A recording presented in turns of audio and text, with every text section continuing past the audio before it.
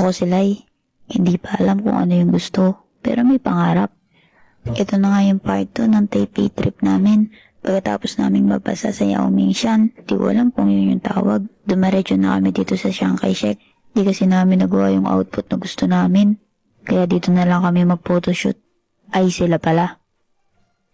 Pagkatapos umaura-aura sa Chiang Kai-shek, ayan, dumaretso na kaming Shibuya. Ay, de, charot lang, nasa Taiwan pala ako. Dito kami ngayon sa Ximending. Titingnan ko kung meron ba talagang nagtitinda sa night market tuwing gabi.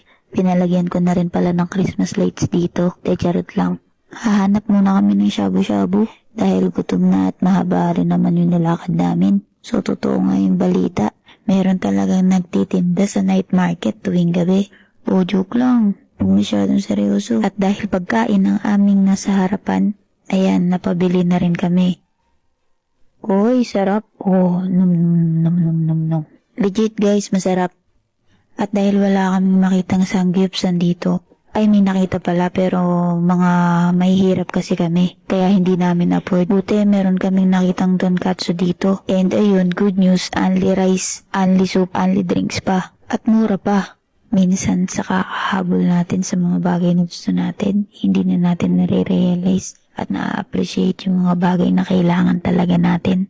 Wala lang, gusto ko lang i-share, may part 3 pa to.